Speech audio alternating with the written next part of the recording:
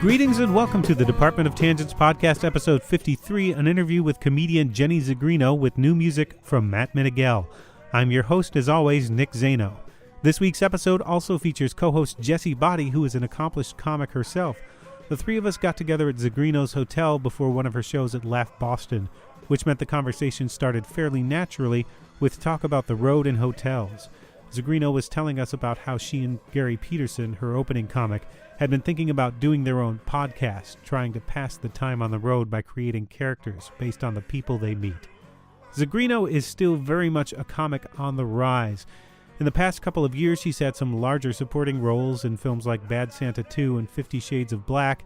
She's released her debut album, and last year had a half hour on Comedy Central. In 2018, she's already appeared on Live From Here, the erstwhile Prairie Home Companion, and she has a web series on the way from Comedy Central called Badass Bitches of History. Look for that at the beginning of March on ComedyCentral.com. We get into some details about that show and subsequently women in world history and how Zigrino wants to promote the image of strong women for younger generations. We also addressed her body positivity and her being sex positive in her stand-up, and mentioned her English pop diva character Liz Fang, which she used to do for burlesque shows.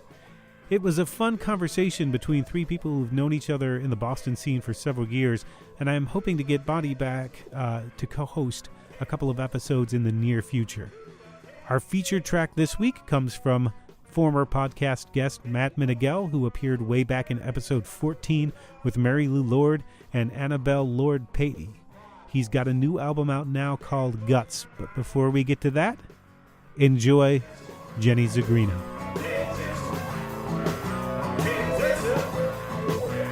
I traveled with this whole setup the first 2 weeks of the tour because I thought I was going to do a podcast. Uh-huh.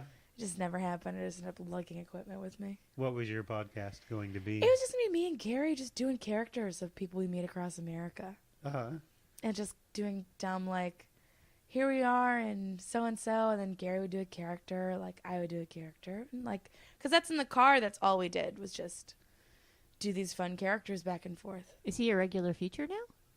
On the road, I like to take him, and I take him, and then I'm going out with this girl, Tina, who's another friend on the other part of the Midwest. Everybody. That would be Gary Peterson. Gary Peterson.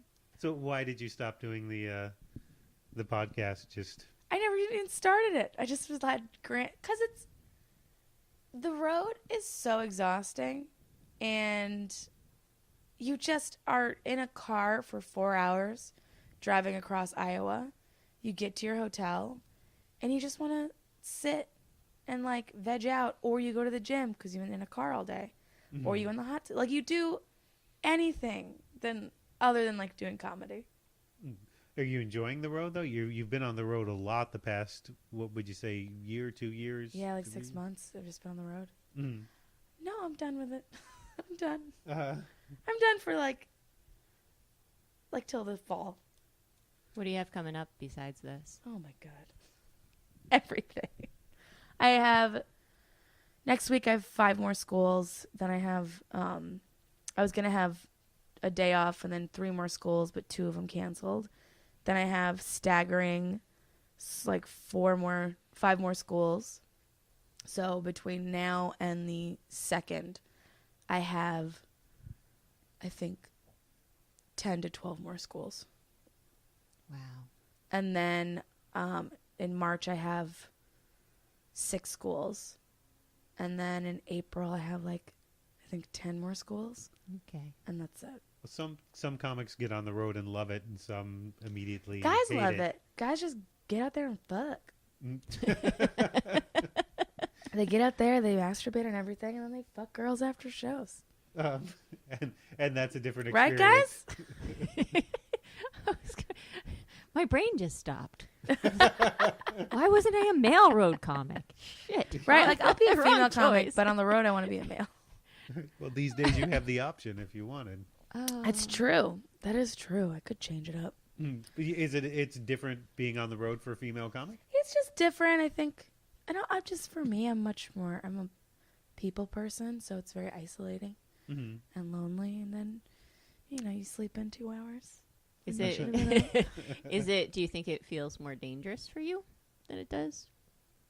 Do you feel unsafe ever doing the road by yourself?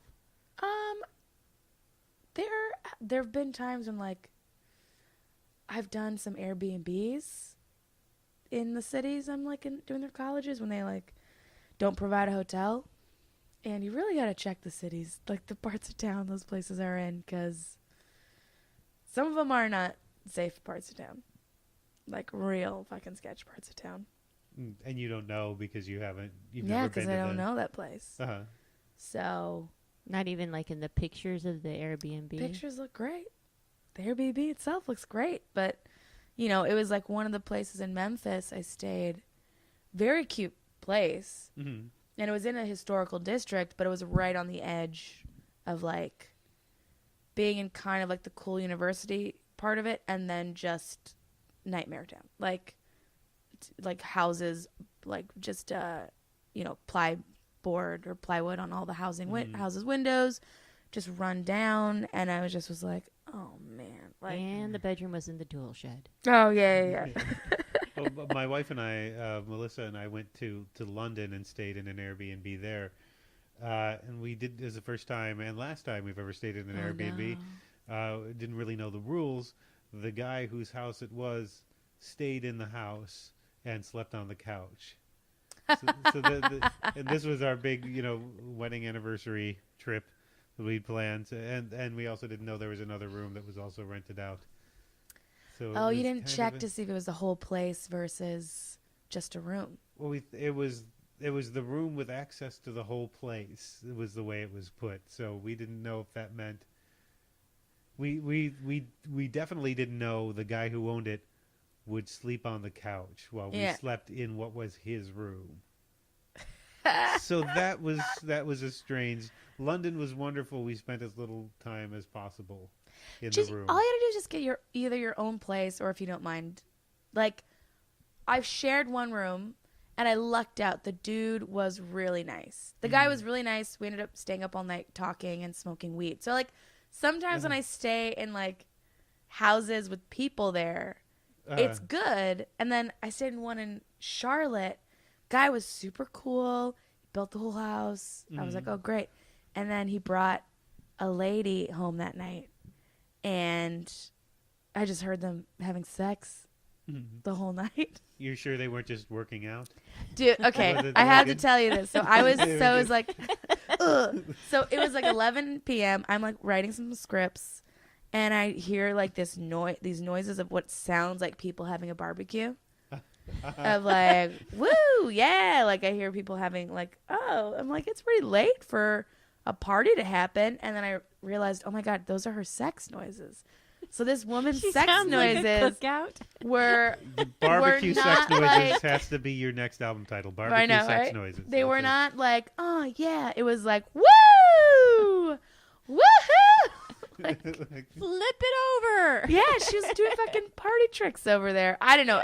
That to me sounds like a parade. Like woohoo! Like, who the fuck says woohoo when they're fucking? I don't know. Maybe that's you're fucking a cowboy. Woohoo! That's the only expression available to you in your imagination. It was so funny. I mean, obviously, I don't appreciate sex noises, but that was like. Where I was like, all right. Well, that could be your new podcast. Yeah. Sex noises from across the United States. Yeah. That would be almost like a modern day My Travels with Charlie. Steinbeck would approve, I think. I mean, in hotels and stuff, I've heard the weirdest sex noises. Like, that was the best one. But I remember I heard one where it sounded... She was in such ecstasy, it sounded painful, and he was knocking over furniture. Like, it was legit. I almost thought. Are you sure they were having sex? I thought there was something like maybe death was happening. Yes. So she's just like, oh, yeah! And just like, shit's getting knocked around. And then it got quiet, and then it was just like constant thump, but no sound. Just That's him dragging I'm the like, body oh off my of the God, bed. she passed out, and he's just like, I'm gonna finish up. Turns out they were just doing some incredibly accurate Exorcist cosplay. I think so. And you had It's Well, hard to that'll knock over teach me. furniture in a hotel room because everything's like nailed down. It was a Holiday Inn, I'm sure. Oh, okay. I'm sure. Do they not have comedy condos anymore? Is that not a thing like it used to be? And, No, I've stayed in a couple comedy condos. uh-huh. There's one comedy club that I don't think I work for them anymore. What did you do to their condo? No, I didn't do anything to condo. They had great condos. But I later found out the B comics got the condos. And the A's got the hotels. And then I was like, I can't express to you how much shade I'm throwing, but. Well, how do you organize a tour? Do you do agents organize the tour? Do you book everything yourself? How does that? My college agents organize it so it's easy. So it's like a good route. And then the other stuff is just it's just clubs. So it's not really, I don't have to think about every night I'm somewhere new. But it would be like being an independent contractor paper boy where you have to get the money from every individual. Somebody else gives you the route, but you got to, once you're there, you got to take care of the money. And that's got to be a tough thing, especially sort of traveling on your own. Yeah. And then they forget, like a lot of the colleges will be like, oh, we sent it to you. And I'm like, I'm not home for a month.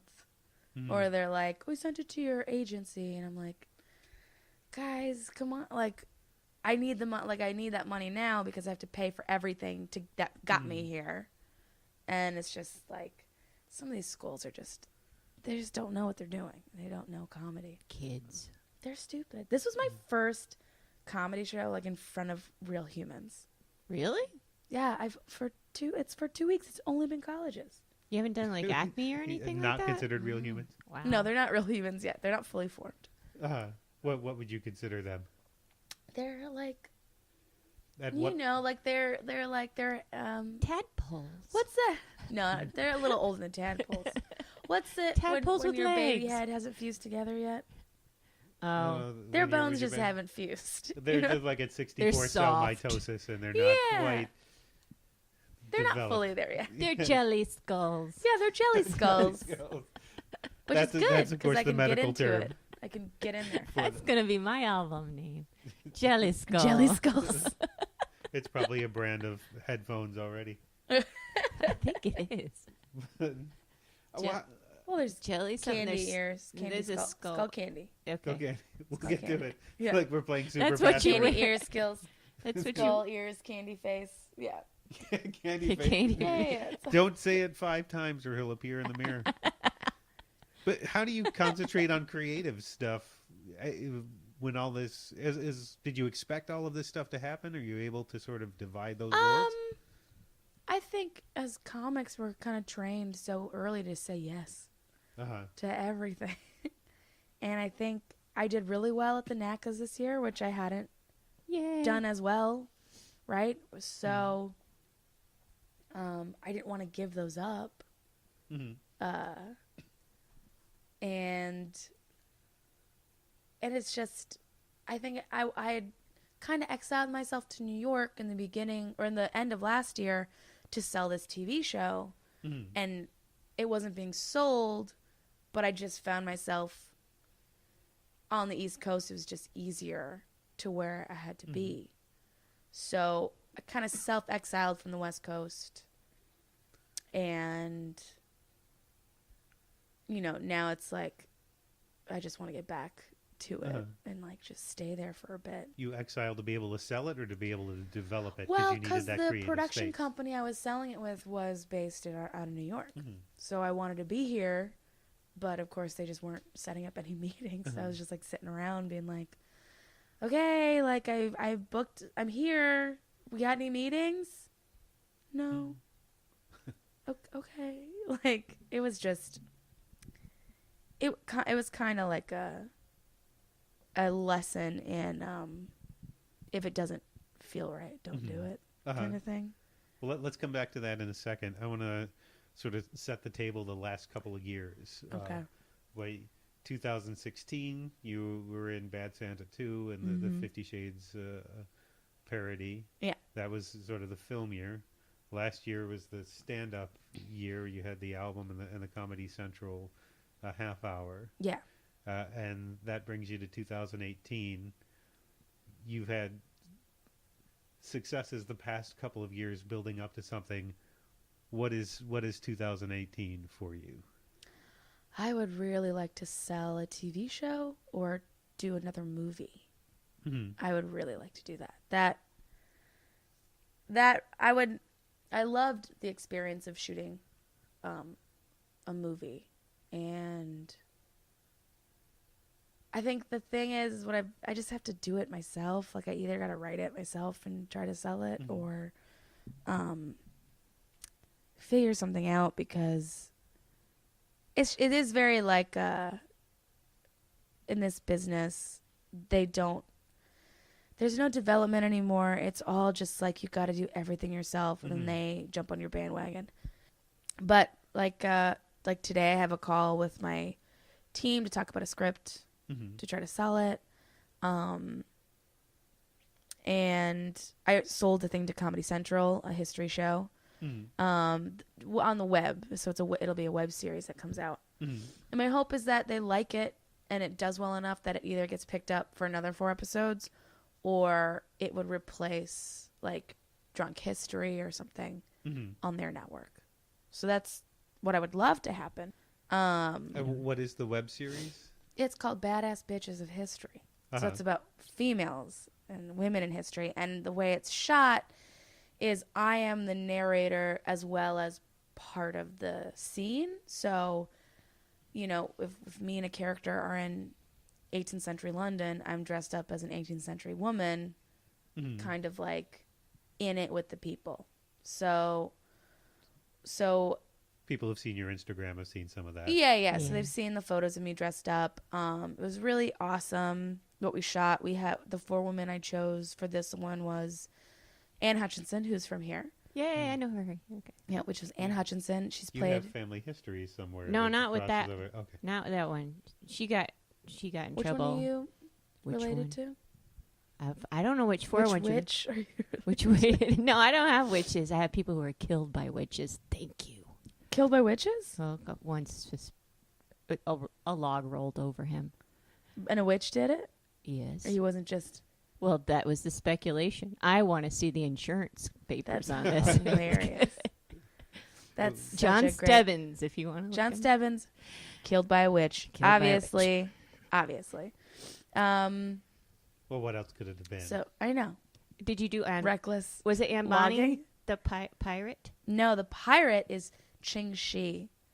Oh, she's a 19th century Chinese pirate who at one point ruled over 80,000 people and 1,200 ships. That's amazing. The Chinese government had to negotiate with her at some point, Yeah, right? 'cause She was their navy at one point, right? Yeah, and they were like, "Look, just stop, and we'll give everyone amnesty." And she was like, "Cool." I don't know why I know that.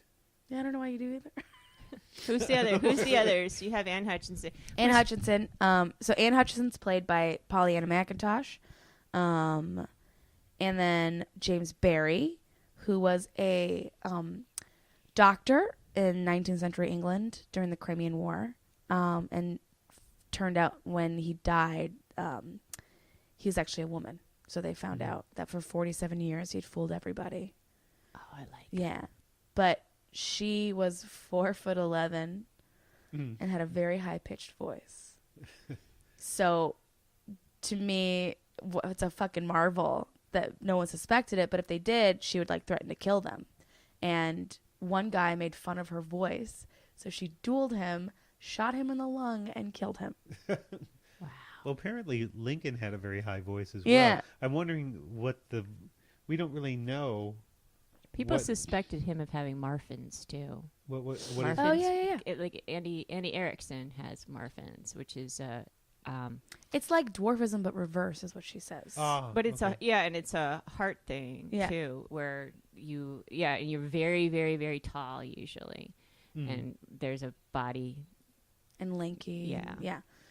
And so with James Barry too is she had a feud with Florence Nightingale.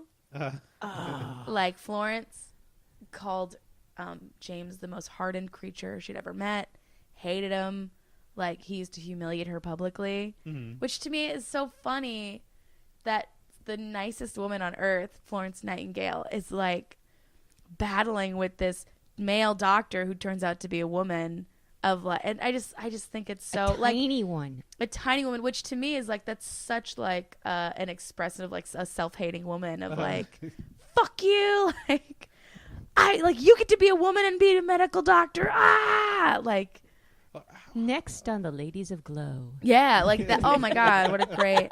Well, how hard is it to publicly humiliate somebody at that time as well? I mean, Well, somebody had a whole routine about how about tweeting at the president. I forget who it was. Maybe you guys remember about how to talk to the president, you had to take like an 11-day train ride at one point and know where they were going to be and be able to situate yourself at a point in the crowd where you could just scream at them.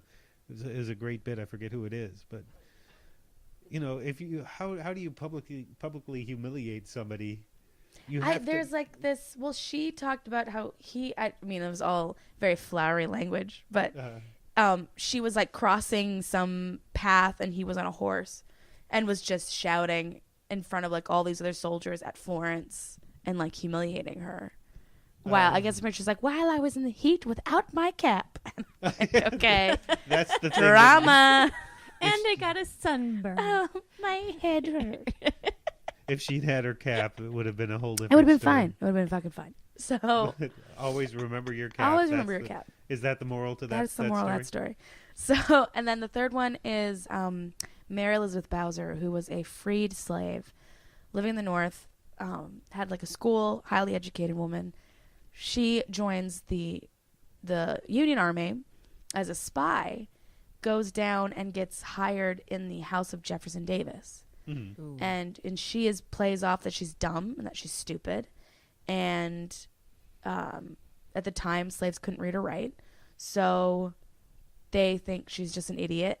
And she would go in and clean his office, and she had a photographic memory. So she would read all of his papers and report them back to the baker who was part of this whole spy ring. Wow. And and then she was found out, and she tried to burn the White House down. Their White House, not ours. You know. Wow. If she tried that now, I'd be like, go ahead, do it, Mary. Well, it's been done once. I know. Well, maybe need another one. Just burn all that Just shit the lightning down. bolt will get it eventually. All of DC? Can it just explode everything at this point? Well, I don't know if you've been Even to now, the I'm like, Smithsonian's a wonderful institution. I wouldn't want to. Don't take out Bonzi's jacket with your anger. We can go, okay? Archie Bunker's chair, no! What do you think, like, when it's all over, like, in 40 years, how are they going to look back on these last 20? Because he's going to be in power for 20 years. What do you mean by when it's all over? How are we talking the apocalypse or the current political cycle? I think Or do in you think 40 years, we're not going to be the same America at all. We might not even be America. I just wonder how they're going to look back. Is it going to be like, and that was when our great leader started like, his descent, or is it like that was the darkest age of American history? I don't think we got there yet. I don't think it's the darkest age. I mean, it's Wilco has that line in one of their songs. Every generation thinks it's the end of the world. I think we've sort of had that. Yeah. There have been periods in history where everybody thinks it's the worst it's ever gotten. Nixon, the Nixon years. Oh, my stomach's growling. Because of Nixon? I know, yeah, because he makes me hungry. You've internalized it. Power. No, but I think that if it was really, really, really bad, we wouldn't be talking about it openly because we would be arrested. That is true. You know, we haven't gotten to that point yet, and there's checks and balances, and I'm praying for the 2018 election, please. All the fucking ISIS stuff that's going on, like not ISIS, ICE arresting them, like arresting fucking professors and people have been here for 40 years When it And was they just have, supposed to be criminals at the beginning. Yeah, now it's just regular. But fucking when you people. think about if Mitt Romney becomes the person who takes over for Orrin Hatch for Utah, that's a senator that's sane, even though he's on the Republican side. Yeah, he is a sane person. And he's replacing somebody who's very conservative coming through. Yeah. So no matter what, we win if Utah comes through. Romney Care paid for many things for me. Yeah, well, he's also was a person in Massachusetts that was a big healthcare advocate. Yeah. So here's a person who isn't totally conservative on the Republican side, and I think the 2018 election actually can turn some, because as far as our Constitution goes, while Ruth Ginsburg is still alive, and we're going to weekend at Bernie's her until we have to, there's still a Constitution stopping a lot of this stuff. And if you can get enough people in the balancing branches, he can only do so much. Yeah. Hopefully, but we could do like the rumors what they did with Brezhnev. There were rumors that Brezhnev was dead for the past couple of years of his reign, and he was just in a big coat with somebody in it behind him working it. What? That's so Dave. At parades. Is that real? That was. I don't think it's the case, but there were people who thought that there was, Brezhnev in the big military parade. Brezhnev at Bernie's. Brezhnev at Bernie's. I'm really into this whole Elvis lives bullshit right you now. just went to Graceland. I did What just go was to that Graceland. like? Oh wait! Did you get to every episode before we move on? Yeah, to we're Graceland? done with all the episodes. I No. talked about all of them. Okay, I When wasn't does sure it if come you out? got for- When does it March for it should hopefully it's every week in March will be one episode. Mhm. But what I'm hoping and I'm telling the universe is that the first one's gonna come out, they're gonna be like, we want to make more of these, and then just go make more, which would be amazing. What inspired you to? I just do the love film? women in history. There's so many great, interesting women who not necessarily changed history. I don't think there has to be a lesson to everything. I just think it's cool to find these women who just gave no fucks. That's what I like the most. And I think that is like what other younger women need to see. And I think having, look, I don't have a kid, but I have a sister who is young, who is, impressionable. And I want her to know about these strong women. But then I also wonder, I didn't really know about them growing up. So is it going to be like where I saturate her too much as a young kid with it, and then she rebels No. by Because it's interesting. wearing long skirts and shit?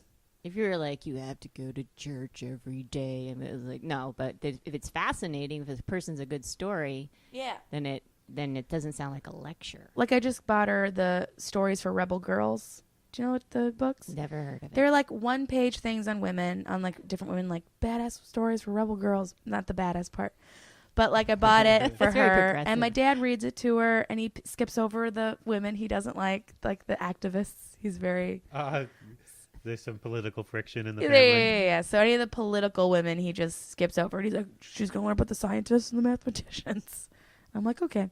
So that's what he reads her, but I'm trying. I'm working my way in. And I do think those women, I don't think everybody in history, it's a ripple effect. And if that lady did go in and get stuff from, what's his face, the southern dude, and get his information, and it affected the army, there is a ripple effect on the affected, especially Anne Hutchinson. Well, hers had a definite effect, but another one would be oh my God, what's her name? She was one of the first women I was pitching. Was this something Lithgow? Oh, I forgot her first name. She was a rum runner in the 20s that was hanging out with who is it? What's his name? Fred McCoy? Was he one of the famous runners? I can't. My running history is a little. She was a prohibition, illegally smuggled in alcohol and was a millionaire, and built her own business in the Bahamas of shipping up rum to here, and just at 26 was just got out of the game. She went into court, they almost got her, and then she was like, all right, I'm done, and then just retired a millionaire off of all the money she made running booze. It seems like the way to do it. Yeah, and she didn't necessarily have any historical thing, but she was just like, cool. She didn't get caught. She just, yeah, and that's the thing I've noticed with all these women. They don't get caught. They're just like, I'm good. Like, so many of them are just like, I'm done. And then they go and die of old age. The one advantage of being utterly underestimated because of your gender. Yeah. It couldn't possibly be a woman running in. All right, you're right. Couldn't possibly be a woman. Couldn't have done it. And you're like, yeah, cool. All right, bye. Play stupid. Yeah. And but they're smart too because they just knew when to get out. Mm-hmm. And men just, they're blinded by their hormones. I want more. By their testosterone. And they were testicles are telling me to not give up. Yep. Those testicles. It was hard for me to find the hotel today just because of that. Because of my thirst for power. Stops me every day. It's always distracting me. So people behind me in line at restaurants are always angry because they want me to just order my burger, but I'm thinking about power. Yeah, and the will to conquer. I get it. Every day. I would love to just sit and enjoy life and not think about my thirst for blood. But it's just what it is. You can't deny. I can't deny your own personality. You can't. Yeah, I can't deny. Don't hide your light under a bushel. Don't hide your bloodthirst under a bushel. Yeah. As that was all. That's in the Bible somewhere. I'm certain. Don't hide your light under a bushel. Okay. You're also very sex positive and body positive on stage. Is that something that you're trying to send a message, or is it something that's just sort of who you are and what you want to talk about? I think it's partially who I am, and it's an exposure therapy to get to it. Mm-hmm. Because it's like with burlesque, right? Mm-hmm. It's like if you are you're doing it enough, it's exposure therapy, and you realize it's not as bad as your brain tells you. What's not as bad as? Like, if you're like, people are going to think I'm fat or gross or ugly, but then if you are naked all the time and you're not getting that feedback, it disproves what that voice is telling you. It's meeting your fears. Yeah, it's a very like a meeting your fears. And I'm not like, I think I don't practice it all the time. Like it definitely, my brain does get the best of me at times, but that person on stage is always that way. So at least for like an hour a day, I can be that. So if it's not all the time, it's definitely 100% 1 hour a day. I'm going to feel that way. And there is a difference between who you are on stage and who you are, which is, I guess, true with most comics. I don't think it's different in like a character. It's just a very exaggerated on sense. I think like after shows, if I'm very quiet, like I'm usually pretty quiet and just like if I don't have to be on and you don't have to control a room off stage. Yeah, I'm not on the clock. I just want to like it's a power. Yeah. Is there anything you feel you can say on stage that you can't off stage? I hit on people on stage. I don't do that in real life. Do you know what I mean? Like, yeah. Like when you're on stage. You could say whatever is in your head flies out your mouth. You're like, okay. And it works, Like yesterday I was just fooling around with these two guys, calling them cuties. Just like being like, what's up, cuties? Like, how you doing? Like just being kind of gross and sexually harassing them, and I loved it. But in real life, like I can't do that. Even if I found them attractive in real life, which obviously I did, but I would never approach them in that way. I'd be like, they won't like me. They won't like me. They'll love you. No, I was remembering you as Liz Fang. Mm-hmm. And she used to be so bawdy, or like lack of better. And I think your stand-up a long time ago was much more subdued.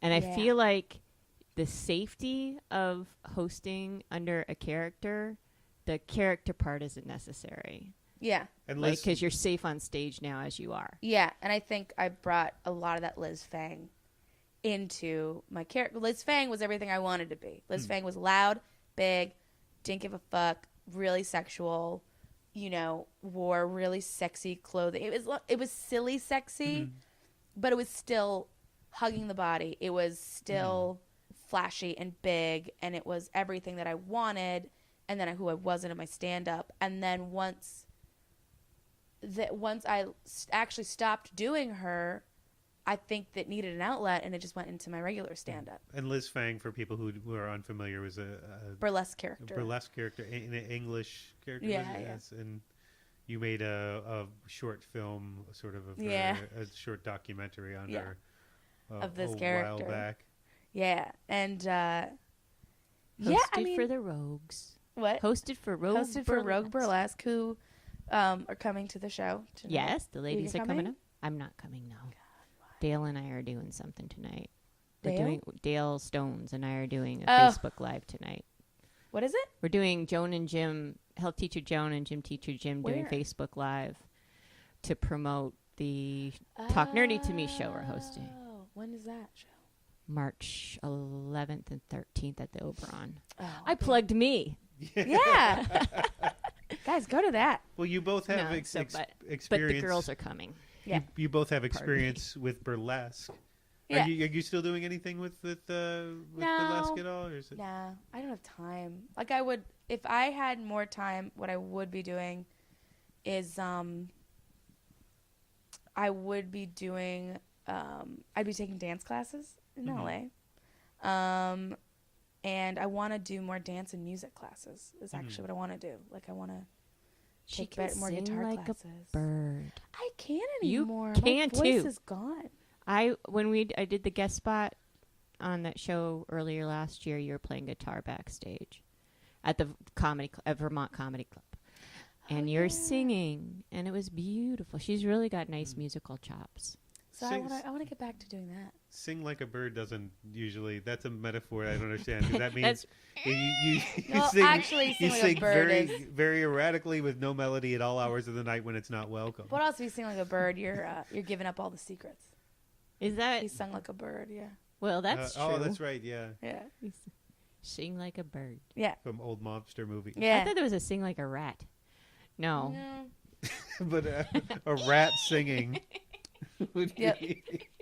That's so Disney. That's yeah. I guess that would be Ratatouille or something. That would be what this. Ratatouille. But That was I don't know. I just fought all. I just lost. Like, I don't know. I just don't want to do it anymore. What did that scene teach you?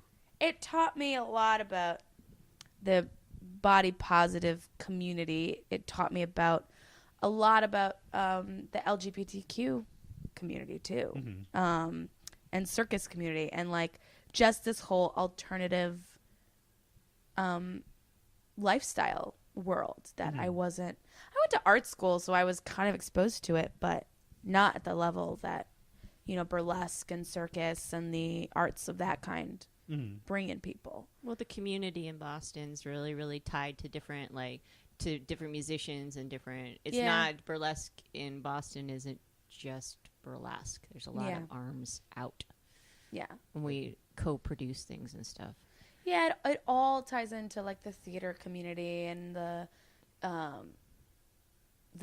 sex positive community and the poly community. Like it's all the communities kind of gather in that world, and it was an exposure to it that I didn't really know about.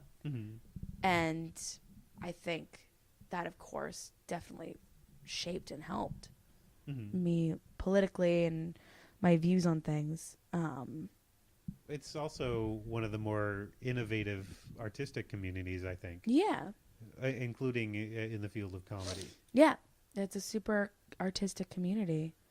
And I've yet to find something like that in other places. I feel like the New York and the LA burlesque scenes are very visually based. Do you know what I mean? Like, Well, I wonder how am I wrong? But like, no, you're right. like Boston doesn't have like a necessarily stereotypical sexy burlesque troupe that's like almost like strippers turn burlesque kind of feel, which I feel like a lot of LA do have that.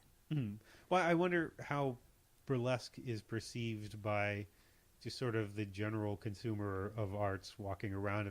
I think people, Yeah. I might be wrong, but I feel like probably the general idea of it is like oh, boobies, tee-hee. There's That's what they this- think it yeah, is. There's There's this that. comic in LA who always does this joke when I'm around about how much she hates burlesque and how like burlesque is just like it's like people are always like, oh, like awful people are like, oh, it's stripping for fat people, like blah, like it's perceived, I think, by assholes as like not worthy because it's a body accepting thing, so it's not worthy of anything, while as I think it's far more interesting and far more accepting than any other type of like, you know, stripping or dancing or any of that, because it does allow for anyone to like go in and feel beautiful and sexy. And there's an audience there too. Like that's the thing that it taught me, was there was an audience for people who liked my body that I'd never experienced before. Well, it's also that for as far as a comic storyteller, there's a lot in Boston that is, it's done in dance. There's a beginning, middle, end. It usually has a story in it. There's usually a really hard, it's premise driven. So a lot of these people are really good comics. Yeah. They're clowns, which is a whole, and I think the audience that's attracted to the Boston burlesque scene, there's a lot of people who come back again and again and again, or there's some type of buzz about how weird. And I use weird affectionately, not bad. When clowns but that's what I loved about it. Like too, it's just that it doesn't feel like that in the other places. It feels like your body and beauty is above all to the story. While as like here, it's like the story is what makes you sexy on stage. Oh, some of us seek out being as ugly as possible to sell the punch. But it's still great. Like it's still sexy. Well, there's some drag king elements to some of it as well. I want to be a drag king so bad. You could do you have that thing on your Instagram. My Facebook is me as a man. You look like Russell Brand in that. I look like my dad. You look. I met your dad. Her dad looks just. Your dad's so cute. My dad is cute. He looks like John Lovitz. He looks like you. He doesn't look like John Lovitz. My dad looks like John Lovitz. He has amazing teeth. It's just not something you hear frequently. Your dad has amazing teeth. No, Jenny brought her dad to. You met with him when we did Gale in New York. Yeah. So I got to eyeball her father. Yeah, my dad showed up. Yeah, you give my dad the balls. I gave him a looking over. Well, as dressed as Linda. Oh yeah. It's the beard thing that works when you do the. I don't know what. I haven't seen that in person, so I don't know if it looks painted on when you see it in person, but it photographs like a real beard. In low light, it's sexy great. Man. In low light, like because I went out for Halloween to parties at like a club, and in low light there were girls. If I made eye contact, they made a face that was like, "Oh hey," and then they were like, "Oh, it's Jenny." Oh no! People you knew? Yeah. I had one friend who's like, I can't be around you. She's like, you're my type, and I don't like it. And so I just like sent her sexy photos to me the whole night. It's a very 70s look, I think, with the hair and the beard. He's like Billy Crudup in Almost Famous. Trying to grow out the bangs right now. Billy Crudup plays the lead singer. Yeah. Yeah, that's what she meant. Yeah. Almost Famous is kind of a movie that haunts me as a journalist in arts and entertainment. Yeah. Never seen it. There have been parts. Really? Oh, it's good. He's hot. You should look at him. You go, oh, there's me. That's the only reason to see the movie. Okay. But it's about I love that movie. A journalist in the 70s following a fictional band called Stillwater. He's a young kid. What is he, 16? It's Cameron Crowe's. It's based on Cameron Crowe's life. Yeah. As being a writer for Rolling Stone. Yeah. And he follows them and breaks big stories on them. And is it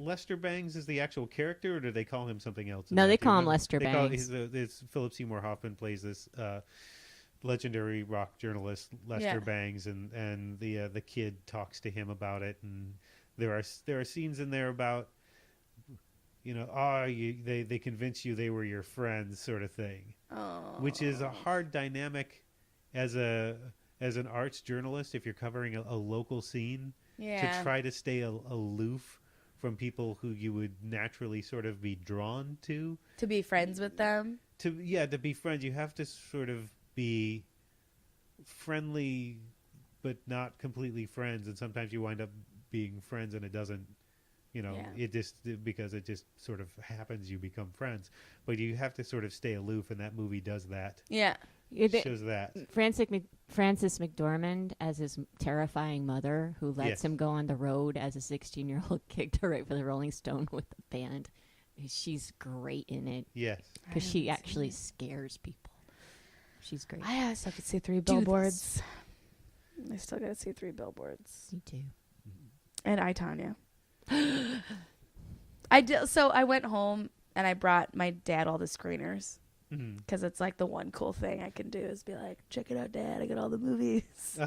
And I was looking through movies and I'm like, well, he's not going to like Get Out. He's not going to like Lady Bird. He's not going to like, the movie where the guy fucks a fish, The Shape of Water.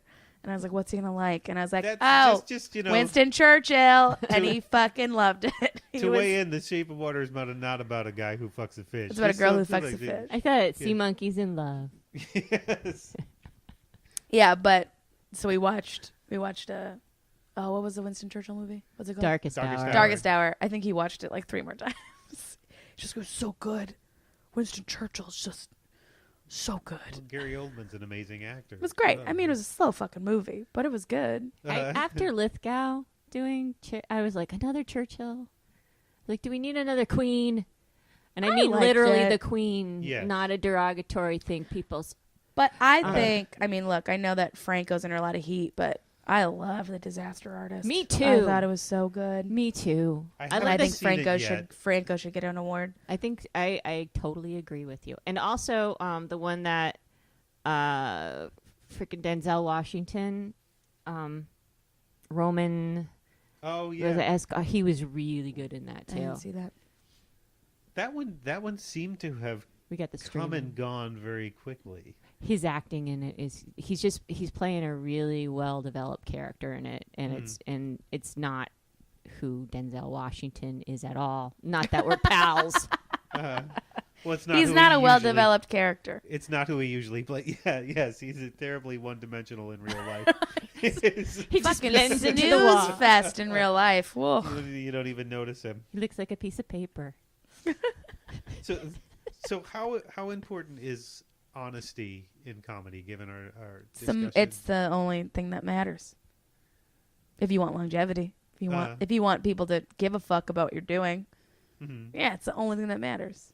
Am I wrong? I think you're right. Is that too fucking? Because if you try to do something that everybody else is doing because you want to be accepted, you're not going to have an authentic voice. Wait, who's authentic? That is good. Thank you. The ones that we're drawn to are the ones that are speaking some truth that we don't want to hear. Like, God, man, it sucks. All of my heroes are under a lot of fire. Like Chappelle's last one, his very last special, like the one, the Comedy Store one. There wasn't that many jokes in it. There was a lot of fucking truth in it. And I found that one to be painful to watch in some regard as someone who wants to do this and do this for a living. It was difficult to watch, but it was one of my favorite specials, more so than like his other 3, because his other 3 were funny, but that one was just like, oh, well, can you imagine you need to hear like Maria Bamford trying to be somebody else? Oh yeah, Maria, it's impossible. Maria Bamford prop comic. Yeah, like her. Dennis Miller started out as a prop comic. Did he? Gross. He did but like, yes, he did. Oh, I'm surprised. But Maria Bamford, like her stuff is so honest and real, and it's not enough to be like, it's a real and honest, and if anyone was just telling you about it, you'd be like, oh, that's sad that you went to a mental institution. But she has this ability to make this tragic thing, and it's not tragic, but like this thing where normally you'd be like, oh, that's sad, to be like so funny, where you're just like, oh my God, that is so hilarious. Because I think we've all had those sad moments where like normally people would be like, oh, that's so sad, how'd you get through it? And you're just like, it's funny. Like, what do you mean it's funny to me? Like today on the radio I was talking about how my mom kidnapped me. What? When I was a kid. Yeah, she kidnapped me legally. But like to me, like I'm trying to work on it to make it funny, but most people are like, what? That's crazy. But it's like, no, I'm like, that's great. What? Yeah, like there's something that happens sometimes in the translation of this is a funny story that I can tell to a bunch of people to trying to make it stage funny. And I think that the honesty comes down a peg sometimes there. Yeah. Because you've got to heighten it. So how do you calibrate telling an honest story, but making it funny? I think you do need that time. You do need time element to kind of sort it out. But like, why? I mean, Gallagher was the biggest fucking comic of his time. Why is Carlin outlasted him as far as like being the fucking comic when he was making just as much money? And I think it comes like that stuff like that. Like it comes down to truth and honesty. Carlin, that's what he did. Gallagher smashed fucking watermelons. He actually split the act with his. I mean, you can't, if you could farm out your act to your brother, then it's no, something from different than. Well, I'm sorry. Go ahead. Because I'm referring to Gallagher too. Yeah. But which is, there wouldn't be a George Carlin too. You know, just right there. But he also did a lot of stuff that wasn't necessarily. He did a lot of silly stuff. Carlin? As well. Like he used to do things where he would just crack his knuckles on stage. He had things where he was just making silly faces. He had the Mexican hat dance joke, you know. What if one guy had the well, actually, I don't even know who Carlin is. So But I think that the things we remember of Carlin that stand out were his, you know, his ability to be honest and truthful, and his kind of ability to cut through bullshit. And that's what is with him, with Pryor, you know, with even like I would even say my brain wants me to say Eddie Vedder, and it's not Eddie Vedder, Jenny. He's not. Hilarious. Bill Hicks. Eddie Murphy. Eddie Murphy. Bill Hicks. Like all those guys had this element of truth and honesty to it, and that's what gave them longevity and made it last. While it's like, there. I mean, I'm not saying it's not everyone. Like Russell Brand actually does it really well. Russell Brand is very truthful and honest. But he's and it's taking your opinion that may not be agreed with in a lot of the rooms that you walk into, and having the balls to come out and because you know and say it because you know it's funny. Yeah. And it's funny's reactive. Yeah. And it's like everybody if you know you're funny and you have a good piece, it really doesn't matter how offensive it is to everybody in the room, because if they laugh, it takes down the defenses. Yeah. That's what it gives it such great power. I think that too is like they were funny. We just, I think we need to laugh more. Well, I was thinking about Steve Martin. I always use this example: a wild and crazy guy on paper, seriously not funny. Right. Yeah. But if he is killed, sold albums, a lot of albums, stadiums. My wild and crazy guy with an arrow in your head. Yeah. Do you know? I was thinking about this to what you're saying of like laughter's disarming. I feel like you go through when you're hearing a joke, you do go through a period with some stuff where you're kind of offended, and then it moves on to laughter. Mm-hmm. And I feel like we're stuck, like we're not. Like a lot of people are just staying stuck on the offended part and aren't moving past it towards the laughter part. And I think that right now that we have to evolve past that. I think we've gotten so apolitical on both sides that everybody's offended by everything. I'm like, oh, just calm down, fucking laugh. I think it's a symptom of social media and like this. No, there's no processing time for anything. Yeah, and There's everybody no time has to process, no time to think. It's just boom, just get it out. Although I will say the fucking Lady Dorito shit. Have you guys? I vaguely. It's so funny. I I was seen reading that. it. So Doritos announced Oh, that yes, it was yes, going to come okay. out with like lady branded snacks, and this woman was like, "Well, it turns out that women don't like a loud chip in public, and they don't like to lick their fingers, and they don't eat the crumbs at the bottom of the bag, Fingers. so they just snack differently." And then this whole fucking thing about people came out with like, "What? Like." There was really pitch great meetings and product placement. And Yeah, they went through all this They shit. went through test groups. Yeah, and first of all, it's like, oh, women don't want to like lick their fingers in public. Yeah, women aren't fucking gross. Like, we don't want to be seen as like fucking like savages with shit all over our Nobody faces. wants Cheeto face. Yeah, no one wants like don't lick your fingers in public. No one should be doing that. I don't know a lot of guys who like to lick their fingers in Yeah, public it's either. like- It's not a gender thing necessarily. It's just you're not being gross. Well, there was this great.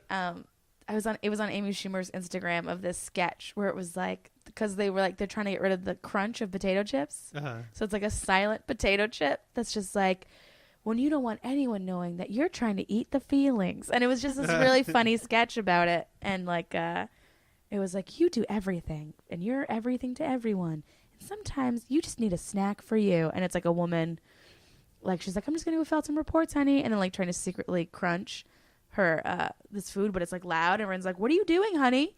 Are you eating?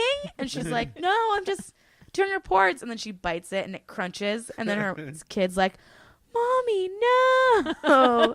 And like everyone's humiliated like she's humiliated as she's crunching through snacks. It's just so fucking funny. Lady Doritos. But yeah, I mean, definitely How the hell? fuck PepsiCo. What the hell are they thinking?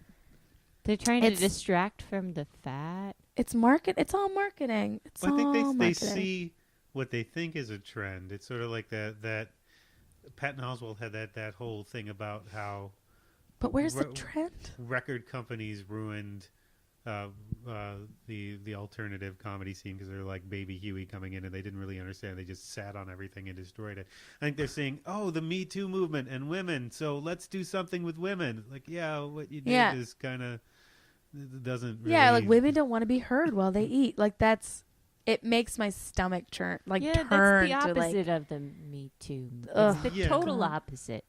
Well, I think Women they just don't want see- people to know that they have to eat. Like They just Crunch. see- Oh no, I have a vagina. yeah, Crunch. I have a oh, vagina. people will know I'm weak. Oh, I'm failing because I'm eating a chip. Like it's Crunch. Don't look My at my thighs. snack Crunch. choices are so gender-based. Oh no, I'm not eating a carrot. No. That's But so they're like, stupid. We've got sorry. a woman thing. We've got a woman thing we can do. It's it's okay. I can hopefully I can use some compression to get that out. Maybe there. I could spit too. So there we have a couple of things I want to get Okay. to before we end up Before we here. end. I did want to talk quickly about Bad Santa 2. As you had an interesting character in Bad Santa 2 where you got to slap Billy Bob Thornton. I in did. the I mean, you face. don't really slap. It was a Uh-huh. nice. It was a camera tricks. Is All it camera there? You tricks. didn't get to actually connect. No, I with did connect. We just our genitals connected. That was it. Slut. but we wouldn't want your hand to touch his face. No, just bumping genitals through underwear. No big deal. There was the story that you got that role instead of Jennifer Lawrence.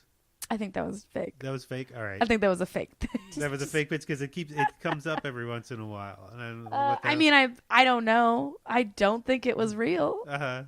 Maybe Jennifer Lawrence was like, it's 3 scenes. I'm better than this. And then I was like, I'll do it. I'm good. Let's do it. Yeah. So I don't think that's real. It was one of your biggest parts you've done, though. How was that? It actually isn't though. Mhm. So if you One want to of. talk about credit wise, 50 Shades of Black, I was a supporting lead in that movie. Uh-huh. This one, I'm like 9th on the. Mhm. I'm just a featured actress in it, but it's a bigger movie Mhm. for sure. But yeah, I didn't. It was fine. What am I talking about? It's great. Uh-huh. I just think it's just like it's gone. It's just gone like a little less like 50 Shades supporting lead, but then it was like a bigger movie, and then it was like a feature. I feel like in the next one I'll be like in a Star Wars movie, but just be like one dude that's like, oh no, they're after us, and like that'll be my one scene in that movie. He went there. Yeah, he's over there. You're in a stormtrooper outfit. Yeah, Stormtrooper number 7. Just like the you short, chubby one. Come on, guys! Why are you running so fast? Wait for me. It's like you start out as okay, this. You're going back to my career. Yeah, where I started as a number, and then you get a name. Yep, and then you get more than one line. Yeah, it's just backwards. But you're getting Don't worry, they'll go back up. Okay. Do those two movies have a crossover of audience? Do people recognize you from? Yeah, I get recognized in Ubers. It's not I get recognized. They'll just be like, "What do you do?" And I'll be like, "Oh, I did this. Oh, did you see this movie?" And they'll be like, "Yeah." And I'm like, "Oh, I was in that movie." Like, it's a little nice boost for myself. But then they get like really quiet and weird. Like I was in the last Uber I was in. We were having a great conversation, and then we talked about it, and I was like, "Oh yeah, I was in that movie." And he goes, "Really? What? You're in that movie?" And then they get weird. Well, because it makes for awkward conversation. Oh, yeah, you were the one who had sex with Billy Bob Thornton in the bathroom. Yeah. Oh, yeah, that's not a thing we should... I don't know if I want that to be where the conversation starts. Yeah, It's like maybe I should get another movie under my belt where I'm not getting fucked in the butt. You were part of, like, a very hardcore part of... Pardon, that's a bad choice of words. Part of that cast, though, because I went and saw you in Canada, and you're all hanging out in a gang. And you're up there a lot. That was you were an important part of that movie. It was fun, and like I still occasionally talk to some of the cast members. The kid? Yeah. He stayed with me for a month after. During pilot season last year, he stayed with me. Because you guys were on the same hotel floor. Yeah. And then, oh my God. His headshot's on my fridge right now because he left his headshot, and I was like, I'm gonna put this up. But he stayed, and occasionally I'll be like, hey, what's up? And I think I'm gonna go to Vancouver, and I have a couple of friends up there, and I'll say hi to him. So what would you like to do next if you had your? I'd like to do another movie, but like, I'd like to play like the best friend character in a movie. Like I like doing kind of more weird, zany characters. Like I don't need to be a lead. In my own shit, I will, but for right now, I would love to like be like do kind of a fun, weird character. I like doing fun weirdos. So, and I would just like to not have to have gratuitous sex on camera. I would like my dad to be proud of one thing I do. Did you take him to see saw the all movie? The movies. But did you see it with him? No, that's weird. So cute. My aunt and uncle in Atlanta went and saw 50 Shades of Black. And they're in their 70s, and they were the only two white people in this movie. And they were all alone, and there's like, I guess there are a couple like black teenagers or something, and they came up after them. They're like, what are you doing in this movie? And they were like, oh, that's my niece. Isn't that cute? They're so cute. That's very nice. Yeah, I love them. Well, as far as making your own stuff, where do you see that going in the next year or the next 5 years? I think I'm going to sell something this year. I am going to sell something. I've already sold it. I've already sold something. I already made something I wrote. Within the first 2 months. Yeah. So I've got the whole year to make more shit. And you were working on getting that picked up for a while too. Yeah, I guess I'm just not used to how slow everything is. Because in you stand-up, you just get it, and you do it, and you're done. But like with this, it's so slow.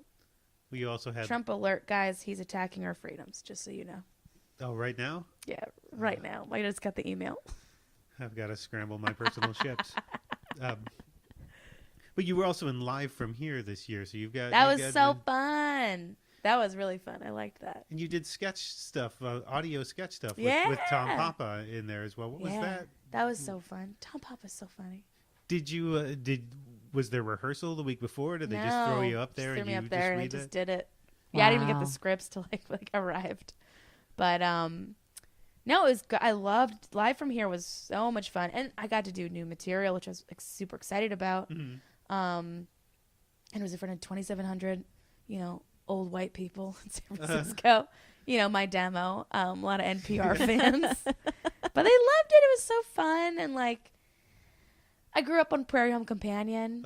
And I'm sad that Garrison's gone. But also, I wouldn't be able to have done it if he was still there. So, Well, it's Fuck become 'em. it's become an outlet for comedy. There's always a comedian on every episode. yeah, now, like, which that's is amazing. And they have great musicians on that show. Chris Thiele Chris is Thiele is great. Thiele- Is it Thiele? I think I think there's the you. Chris. We'll just call him Chris. I listened to the introduction a bunch of times to He's try to a- get it. I think The it's new Thiele. guy who was in Nickel Creek. He's so Yeah, it was a nice. Nickel Not Nipple Nickelback. Nipple He's Creek. Nickel Creek. Nickel Creek. He was Nipple in Creek. Nickel Creek, and he was in the Punch Brothers. Still in the Punch Brothers. Still sometimes in Nickel Creek.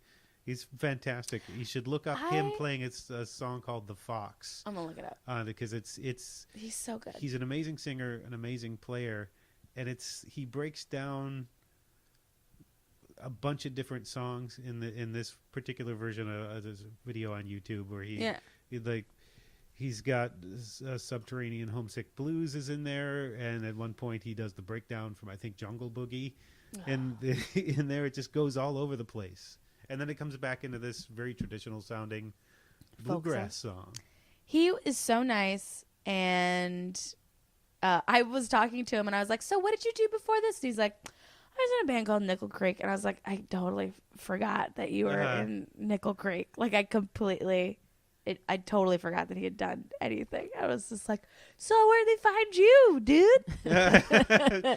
He's a wonderful personality for that. Yeah. As well as yeah. he's a great conduit for that. Yeah. Which He's is its own so- talent. He's so different from Garrison But I Keillor. love He's like it. such a youthful voice. He's different, but he's very much in the spirit, I think, of the show. Oh, the show works great with him. And Yeah. it works great with him, and I think it's spiritually feels to me like it's of a piece with Prairie Home Companion. And It's it, just but an it bring- updated version of Prairie Home Yeah. Companion. I was going to say you got a new demographic coming in too, which is great. All those old, rich white people. Uh, I love them. It's my NPR family. The Minnesota ones. Yeah. Oh, no, it was in San Francisco. You did. Oh. This was done in San Fran. They didn't let you go home. No. I'm sorry. I know. But the whole point of Live from Here is it's live from other places. Oh, here. So the ultimate goal to wrap up, sort of come back to the question I was asking a couple minutes ago, is to have your own thing, to make your own films, Yeah. to have your own production, to have everything sort of Yeah. under. I have What so the- many ideas. I just want to do them all. Mhm. They're all great. None of them are bad. They're all perfect.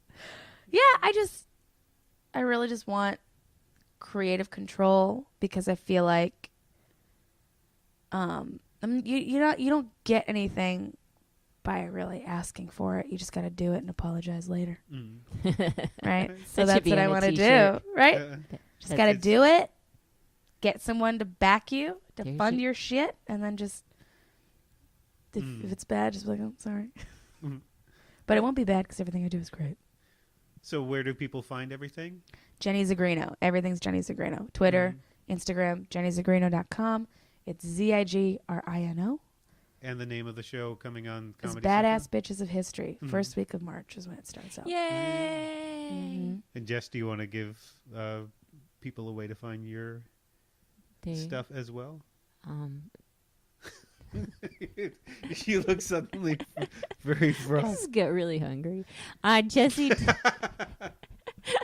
Jessie Baade on Instagram and Mama Bang Bang on Instagram and Ooh. Jessie Baade on Facebooks. That's BAADE. Bad. Yes. Bad. Just bad.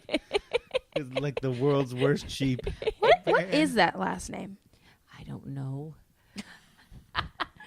I don't know. It's German or Dutch or something. It's two A's. It's probably it's Dutch. the name I got saddled with at Vander. marriage. It's probably like he's Yeah. probably Baade? Dutch royalty. It's the Dodgy. last word that you Amsterdam. put down on a Scrabble board. Baade. It's a vowel dump. Yeah. 3 vowels. Jesus. All right. Thank you both for Thank doing you, this. I really Nick Zano. appreciate it. All right. Sign off. Arrow through the hair isn't always a trend. Thanks again to Jenny Zigrino for sitting down for a great conversation and to Jessie Baade for co-hosting. If you want to find out more about Zigrino, you can find her on Facebook and Twitter and on her website jennyzigrino.com. And you can see Baade on Chris Fleming's web series Gale, and if you're in Boston, at Talk Nerdy to Me at Oberon in Cambridge on March 11th and 13th. If you've enjoyed the Department of Tangents podcast, please consider subscribing on iTunes or Stitcher or wherever you get your podcast and leaving a review. You can also visit the blog at www.departmentoftangents.com. And that leads us to our featured track of the week. Matt Meneghel is one hell of a songwriter, and his latest release is called Guts. The track you're going to hear is called Even in My Dreams, I'm Falling. You can find him on Facebook at mattmeneghelmusic.com, and you can find him on Bandcamp. You can find this album, Guts, on Bandcamp. This is Matt Meneghel, Even in My Dreams, I'm Falling.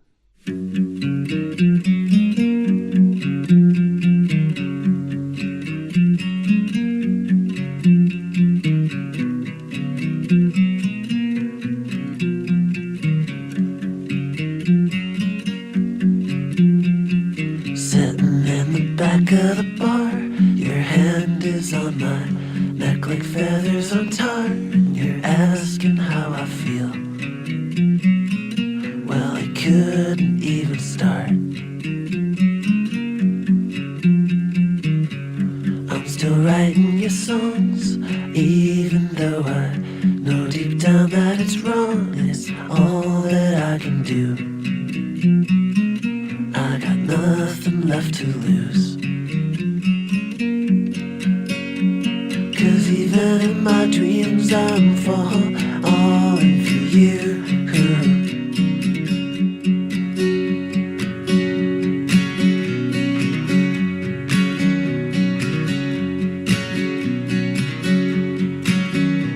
Sitting in the back of the room, the waitress yelling like a sonic boom, last call.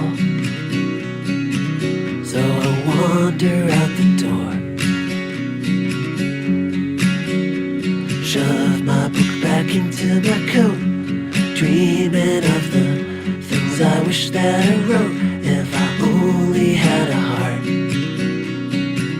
But I'm laying in your yard. 'Cause even in my dreams I'm falling apart.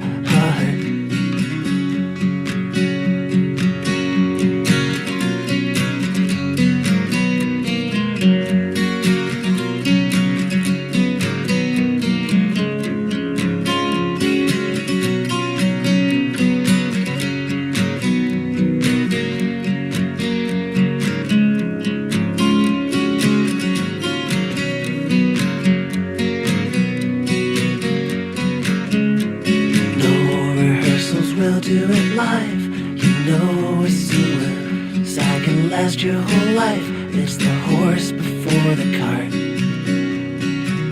It's like drowning in the dark. 'Cause even in my dreams I'm falling apart.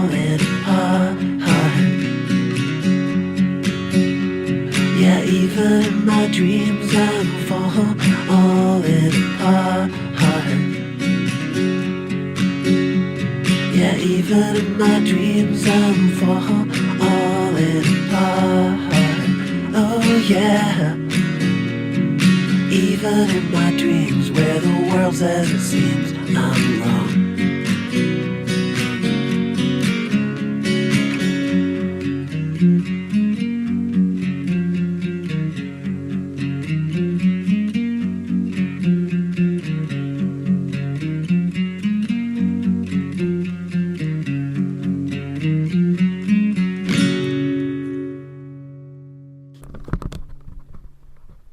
Neil Young.